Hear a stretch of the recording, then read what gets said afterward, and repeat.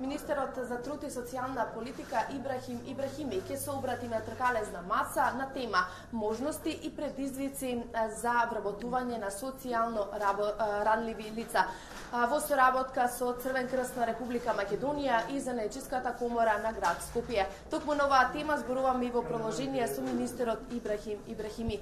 Ви благодарам што сте дел од информативниот преглед на телевизија Нова. За неколку минути започнува тркалезната маса. Дали накратко да ги пренесеме нашите информации на нашите гледачи, односно што точно ќе биде дискутирано на оваа тркалезна маса? Значи, ова се работи за проект кој што е помеѓу Црвениот крст на Република Македонија, Занаечиската комора, се разбира во соработка со Европската комисија, која што се однесува на вработување на социјални категории. Секоја ваква иницијатива за поздравување бидејќи допринесува за развој на капацитетите на оние кои посебно оние кои што се долгорочно невработени. И токму владата во изминатиот период посвети големо внимание на вработување на лица од социјален ризик.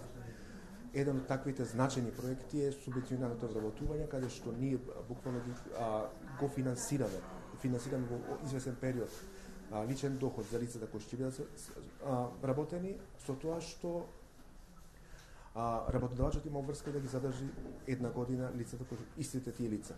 Досегашниот ефект од субвенционираното вработување покажа одлични резултати. Впрочем, еден од таквите проекти е во делот на подигнување на степенот на вработливост на луѓето е Македонија вработува 2, кој што трае до 27 јуни, кој што даде извонредни резултати.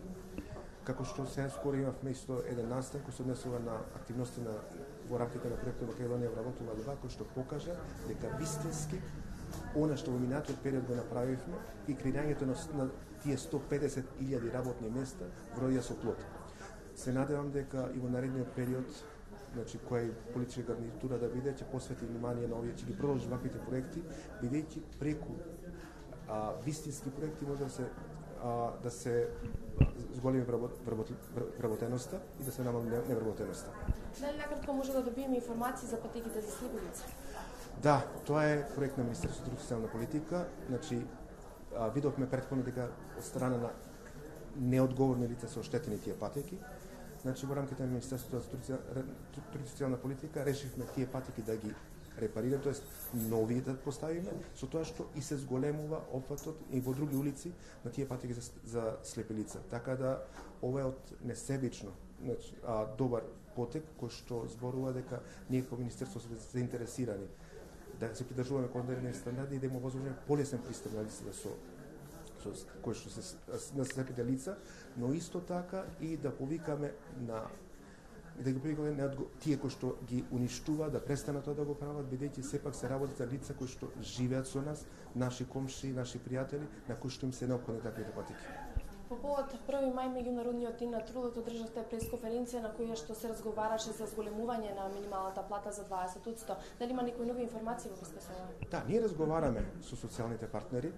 Значи тоа го направивме со сојузот на синдикатите на Република Македонија.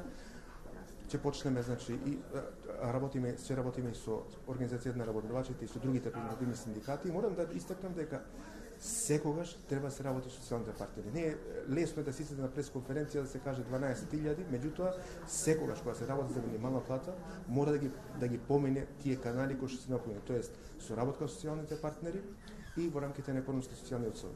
Никој доколку се изфрламе со бројки за 12.000 социјална минимална плата без соработка на социјалните партнери да се станува за несериозна работа.